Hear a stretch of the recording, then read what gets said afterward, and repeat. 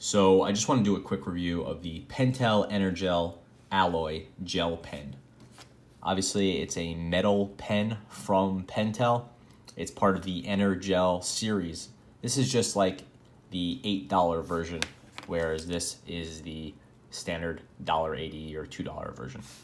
I've always thought of these EnerGels as a sort of cut rate Pilot G2, but as of late, I've grown an appreciation for them. It's just a comfortable pen to use.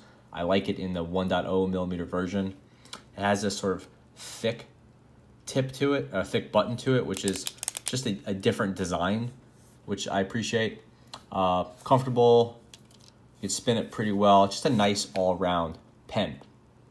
So as I've used them more, I decided to get up this upgraded version. I bought this one for $8.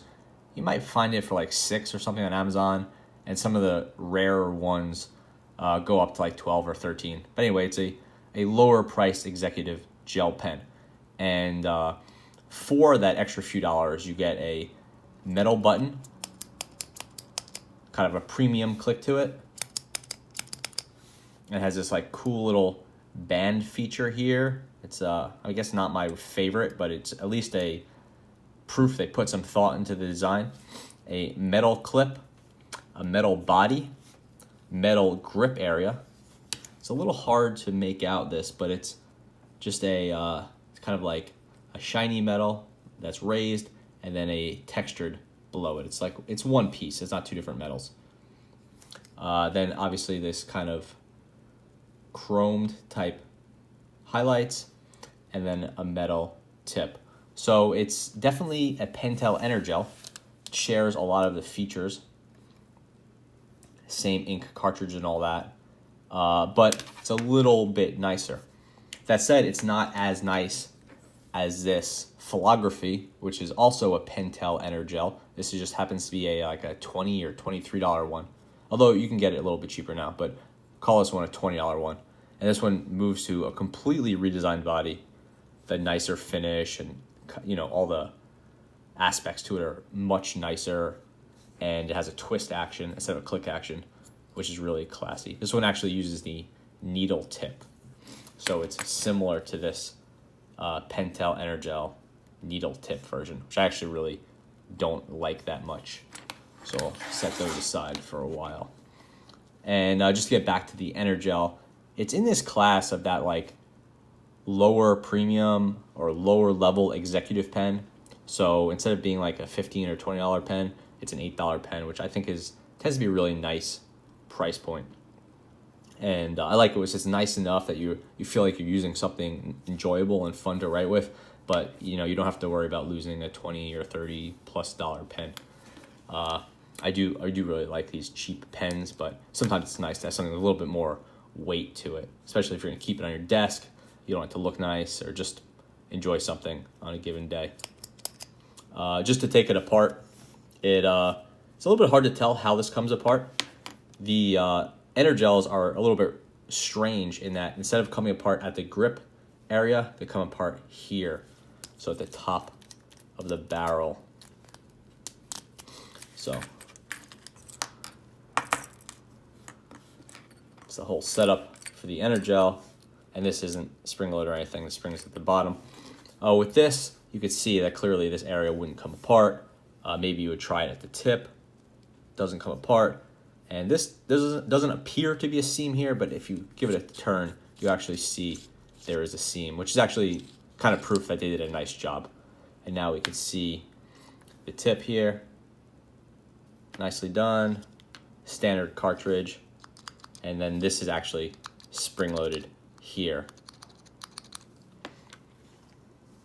If we do want to switch over for that 1.0 millimeter instead of the 0.7 millimeter it comes with, you can do that without a problem. After all, it is an EnerGel, so there's no reason to think an EnerGel cartridge wouldn't work.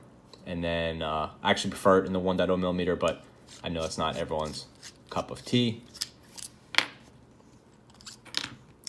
Put it back to how it originally came, so we could just write with it for a second. There's a little bit of grind here, very slight bit, but the tolerances of this pen are actually really, really nice. It's pretty impressive what Pentel could do for, you know, $6 or $8. And just